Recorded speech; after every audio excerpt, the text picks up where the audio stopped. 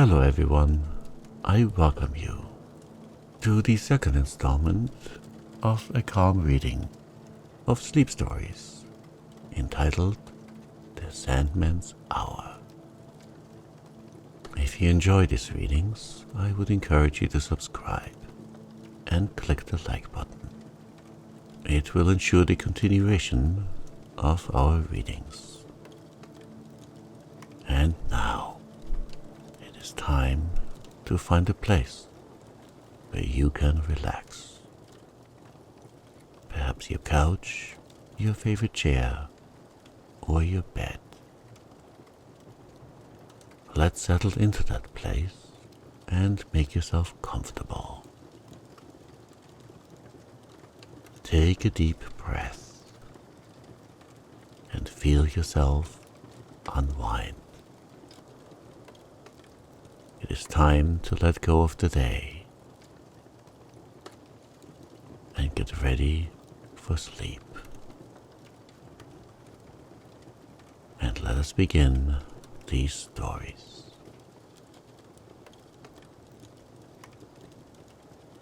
The Fairies and the Dandelion. The fairies say that a long time ago the dandelion did not have a yellow blossom, or the fluffy white cap it wears after the yellow has been taken off. They tell the story that one night, a long time ago, while they were holding one of their revels in a field, sounds of weeping and moaning were heard. The Fairy Queen stopped the dance and listened. "It comes from the ground," she said, "down among the grasses. Hurry, all of you, find out who is in trouble and come back and tell me." Away went the fairies into the fields and gardens and lanes, darting in and out among the blades of grass. They found queer-looking weeds with leaves resembling a lion's tooth. They were crying and chanting a sing-song tune. "Here we grow so bright and green, the color of grass, and can't be seen. Oh, bitter woe, but we'll not stop till the fairies give us a yellow top." Back flew the fairies to the queen and told her what they had heard. If only they had asked for some other color. There are so many yellow blossoms now. The buttercup, the golden glow, and the goldenrod will all be jealous if another yellow flower enters their bright circle. Go back and ask them if they will be quiet if we give them a white top.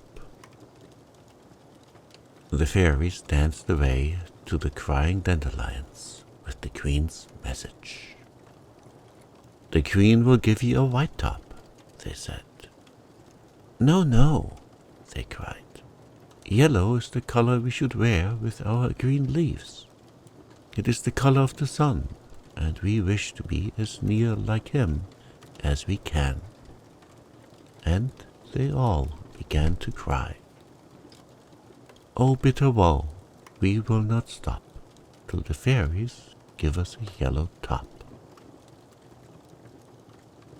They made such a noise that the fairies put their fingers in their ears as they flew back to the queen. The grass blades stood up higher and looked about. "Do quiet those noisy weeds," they said to the queen. "Give them the yellow top for which they are crying, and let us go to sleep. We have been kept awake since sunset, and it will soon be sunrise." "What shall we do?" said the queen. "I do not know where to get the yellow they want." "If we could get some sunbeams," said one fairy, "we could have just the color they are crying for." Of course, we cannot venture into such a strong light, but the elves might gather them for us." So they went to the elves and asked them to gather the sunbeams for the next day and bring them to the valley the next night. The elves were very willing to help them, but the sun shone very little the next day, and they were able to gather only a few basketfuls of the bright golden color. When the queen saw the quantity, she was in despair. "This will never go around," she said, "and those that are left without a yellow top will cry louder than ever." "Why not divide it among them?" said one fairy. "It will last for a little while, and we can give them our fluffy white caps when that is gone. We shall take them off soon, and the dandelions wear them the rest of the season." The face of the queen brightened. "The very thing," she said, "if only the noisy little weeds will agree. Go to them and say they can wear yellow of the very shade they most desire half the season, if they are willing to accept our fluffy white caps for the other half." The fairies hurried to the dandelions and told them what the queen had said. The dandelions stopped crying and said they would be satisfied, and the queen rode through the meadows, fields, gardens, and lanes, dropping gold upon each weed as she passed along. In the morning, when the sun beheld his own bright color looking up at him, he was so surprised that he almost stood still. The fairies kept their promise, and when it was time to take off their fluffy white caps, they went among the dandelions and hung a cap on each stem. The dandelions did not cry again, and the grass sleeps on from sunset to sunrise, undisturbed. Mr. Possum. Mr. Possum lived in a tree in the woods where Mr. Bear lived, and one morning just before spring, Mr. Possum awoke very hungry.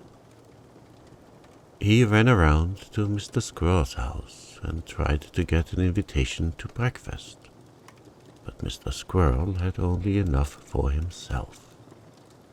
He knew that Mr. Possum always lived on his neighbors when he could. So he said,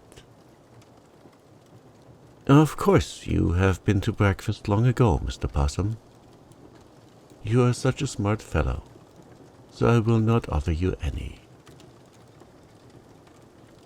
Mr. Possum, of course, said he had, and that he only dropped in to make a call. He was on his way to Mr. Rabbit's house. But he met with no better success at Mr. Rabbit's, for he only put his nose out of the door, and when he saw who was there, said, "I am as busy as I can be, getting ready for my spring planting. Will you come in and help sort seeds?"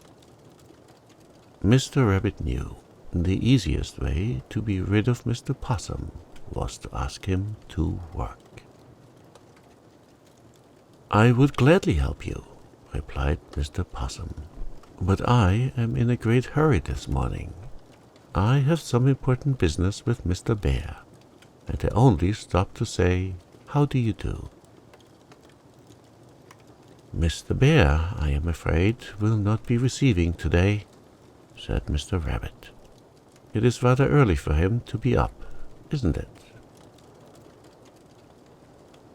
"I thought, as the sun was nice and warm, he might venture out, and I thought it would please him to have me there to welcome him," said Mr. Possum. Besides that, I wish to see him on business."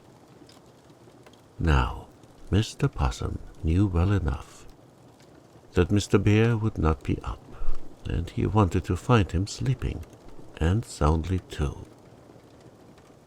He went to the door and knocked softly. Then he waited. And as he did not hear any moving inside, he went to a window and looked in. There was Mr. Bear's chair and pipe just as he left them when he went to bed. He looked in the bedroom window, and he could see in the bed a big heap of bedclothes, and just the tiniest tip of Mr. Bear's nose. Mr. Possum listened, and he trembled a little, for he could hear Mr. Bear breathing very loud, and it sounded anything but pleasant. "Oh, he is sound asleep for another week," said Mr. Possum. "What is the use of being afraid?" He walked around the house until he came to the pantry window. Then he stopped and raised the sash. He put in one foot and sat on the sill and listened. All was still, so he slid off to the floor. Mr. Possum looked around Mr. Bear's well-filled pantry. He did not know where to begin. He was so hungry. He became so interested and was so greedy that he forgot all about that he was in Mr. Bear's pantry, and he stayed on and ate and ate. Then he fell asleep, and the first thing he knew, a pair of shining eyes were looking in the window, and a big head with a red mouth full of long white teeth was poked into the pantry. Mr. Possum thought his time had come, so he just closed his eyes and pretended he was dead. But he peeked a little so as to see what happened. The big head was followed by a body, and when it was on the sill, Mr. Possum saw it was Mr. Fox. And the next thing he knew, Mr. Fox came off the sill with a bang and hit a pan of beans and then knocked over a jar of preserves. The noise was enough to awaken all the bears for miles around, and Mr. Possum was frightened nearly to death, for he heard Mr. Bear growling in the next room. While Mr. Fox was on the floor and trying to get up on his feet, Mr. Possum jumped up and was out of the window like a flash. Mr. Fox saw something, but he did not know what, and before he could make his escape, the door of the pantry opened, and there stood Mr. Bear with a candle in his hand, looking in. "Oh, oh," he growled. "So you are trying to rob me while I am taking my sleep?" And he sprang at Mr. Fox. "Wait, wait," said Mr. Fox. "Let me explain, my dear Mr. Bear. You are mistaken. I was trying to protect your home. I saw your window open and knew you were asleep. And when I got in the window, the thief attacked me and nearly killed me, and now you are blaming me for it. You are most ungrateful. I shall know another time what to do." Mr. Bear looked at him. His mouth did not show any signs of food, and Mr. Fox opened his mouth and told him to look. "I wonder who it could have been," he said, when he was satisfied that Mr. Fox was not the thief. "It may have been that Possum fellow. I'll go over to his house in the morning." The next morning, Mr. Bear called on Mr. Possum. He found him sleeping soundly, and when he at last opened the door, He was rubbing his eyes as though he was not half awake. "Why, how do you do?" he said, when he saw Mr. Bear. "I did not suppose you were up yet." "You didn't?" asked Mr. Bear, and then he stared at Mr. Possum's coat. "What is the matter with your coat?" he asked. "You have white hairs sticking out all over you, and the rest of your coat is almost white too." Now, Mr. Possum had a black coat before, and he ran to the mirror and looked at himself. It was true. He was almost white. He knew what had happened. He was so frightened when he was caught in Mr. Bear's pantry by Mr. Fox, and heard Mr. Bear growl, that he had turned nearly white with fright. "I have been terribly ill," he told Mr. Bear, going back to the door, "and I have been here all along this winter. It was a terrible sickness. I guess that is what has caused it." Mr. Bear went away, shaking his head. "That fellow is crafty," he said. "I feel sure he was the thief, and yet he certainly does look sick." After that, all the possums were of dull white color, with long white hairs scattered here and there over their fur. They were never able to outgrow the mark the thieving Mr. Possum left upon his race.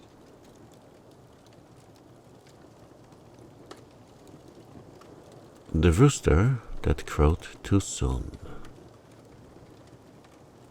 Red Rooster felt it was time he showed the new drake that had come to live in the barnyard that he was a very brave rooster, as well as the ruler of the barnyard. So the next time he saw the drake, he said, "I suppose you have been in many battles, and no doubt the home you have just come from will miss your protection as well as your company." "No," replied the drake. "I never was in a battle. I do not quarrel with anyone.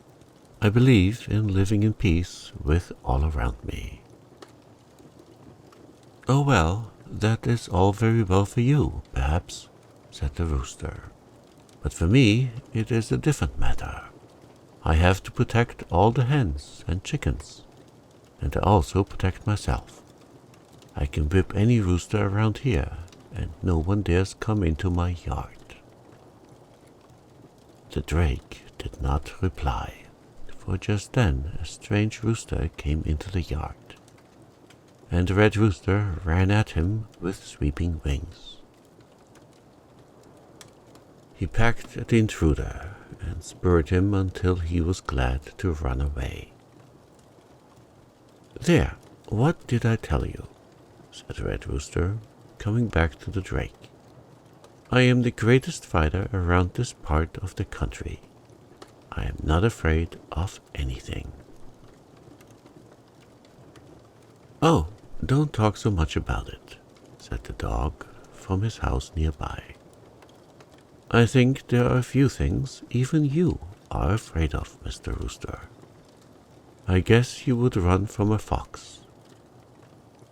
"I am not afraid of a fox," said Red Rooster. "I can scare him by crowing loudly. Master knows when I make a great noise it is time for him to find the cause. Oh, I am very brave, and I can take care of myself." Red Rooster felt so brave that he thought the highest place he could get on the wall would be a good place to talk about his bravery. So he flew up on the wall by the gate, and then to the top of the henhouse. Madam Pig was in her pen on the other side. "Madam Pig," he said, "did you see me whip that impudent rooster that came through our yard?" Madam Pig grunted that she did not, as she could not see over the wall. "You surely missed a great sight," said the rooster, stretching his neck and strutting along the roof. "I am a brave fellow. I never allow anyone to come around here that does not belong here.